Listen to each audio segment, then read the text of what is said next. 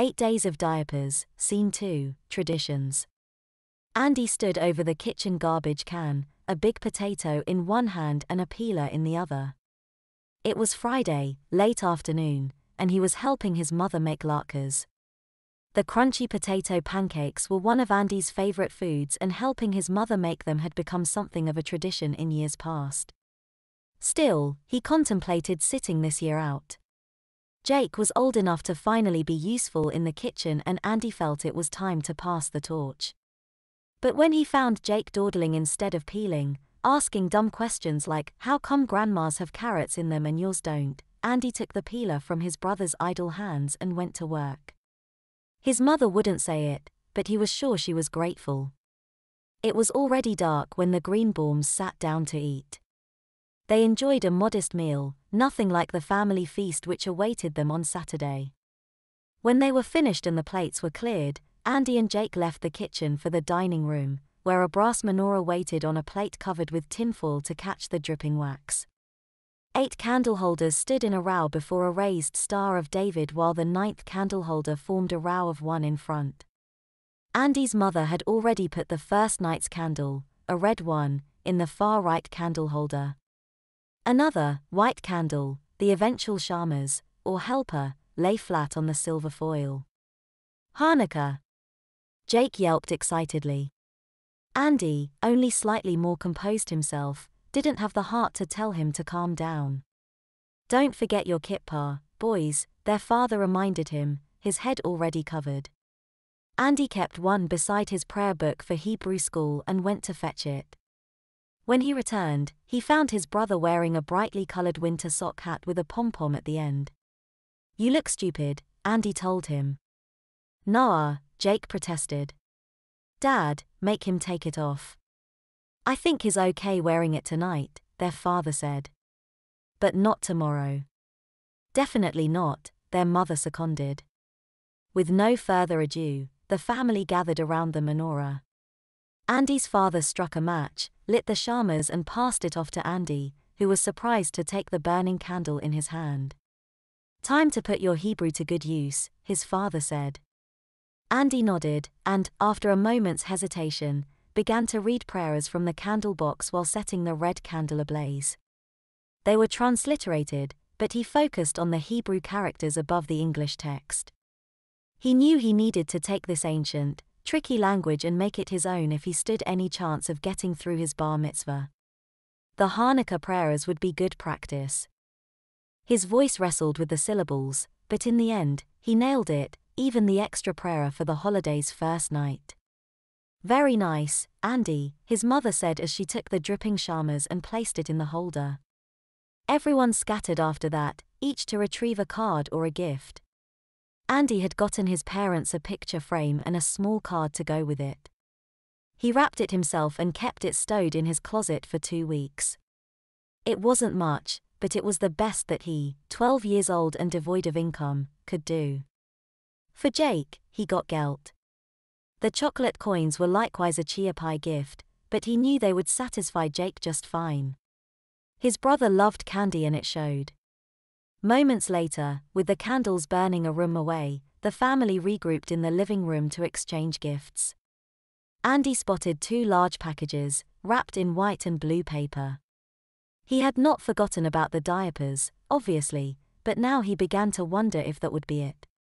Would they give them to him right here and right now, in front of Jake, or would he receive them later?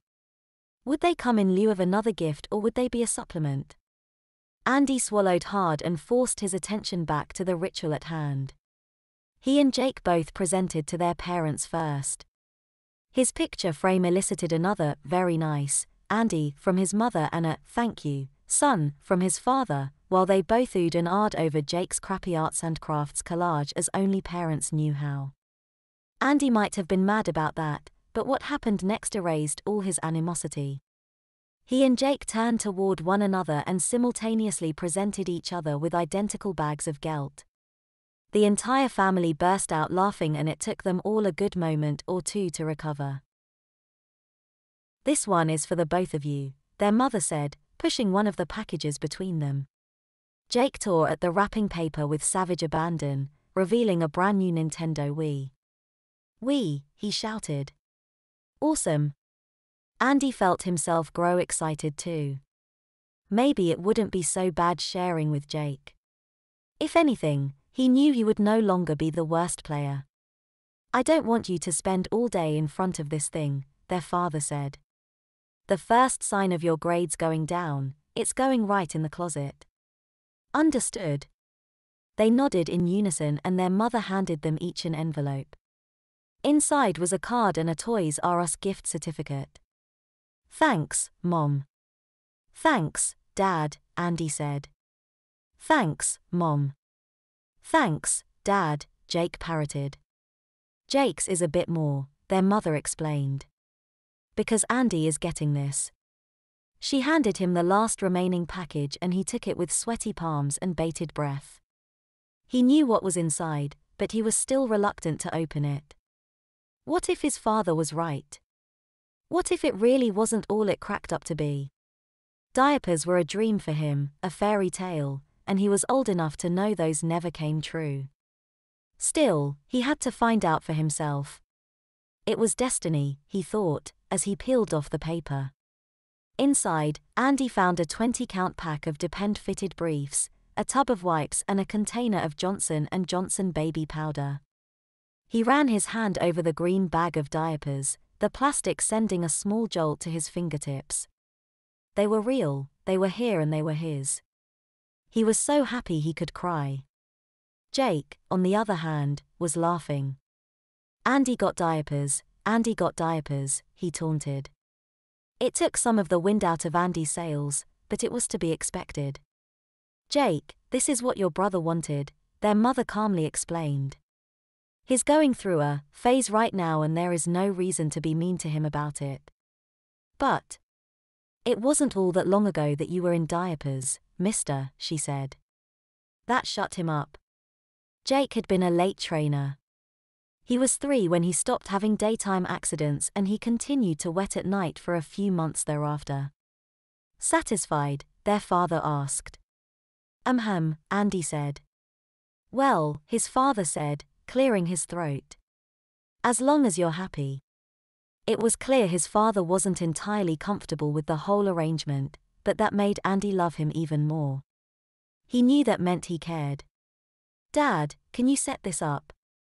Jake asked, pointing to the Wii. "I wanna play." "In a minute."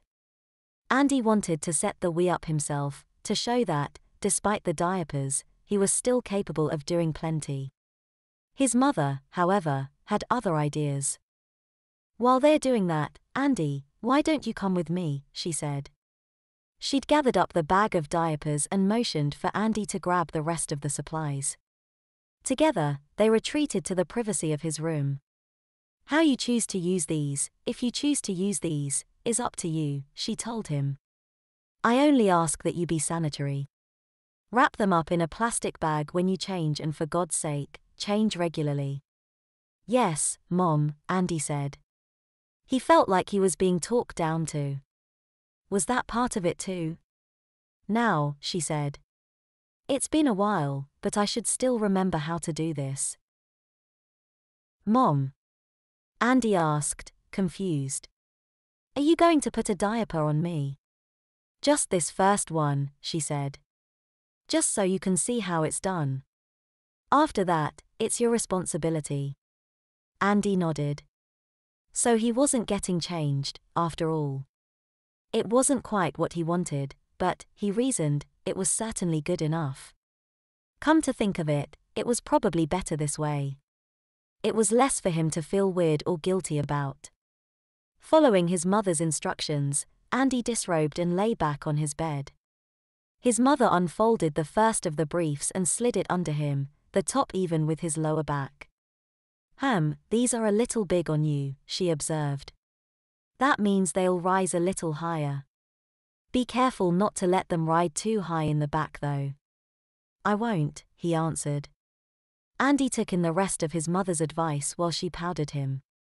He was told to keep the tapes even and aim for a tight fit, but not too tight or the tapes would pop. She also told him to make sure the brief was fully unfolded, to avoid bunching.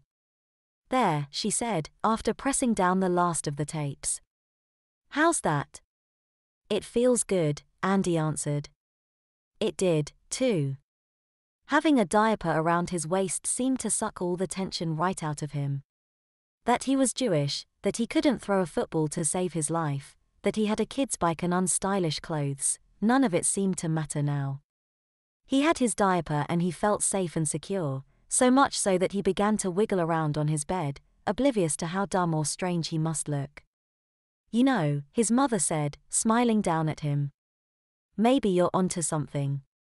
She didn't clarify the comment and he didn't ask her to. He thanked her for the tips, pulled his pants back up and rejoined the rest of his family in front of the television.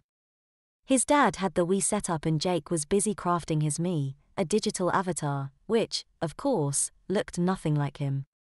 A few minutes later, Andy had his me ready to go as well and he and Jake took turns battling each other at Wii Sports, the system's pack-in title. Maybe it was the diaper or maybe it was the lack of more experienced gamers to scrutinize him, but, for whatever reason, Andy found he was doing a lot better with the troublesome controller. He took 3 strokes to win his first round of golf, while it took Jake close to 10. Which, Andy had to admit, was about par for a 7-year-old. I don't wanna play golf anymore, Jake protested. You're only saying that because you got your butt kicked, Andy pointed out. Yeah, well you're wearing a diaper. Andy jabbed him lightly in the arm, but agreed to switch sports nevertheless. It didn't matter. He felt like he could do anything and be happy. It was as good as he felt in a long time and he wished that feeling could last forever. But on some level, he knew it would not. He had another 7 nights to contend with and the next one would be spent with additional family.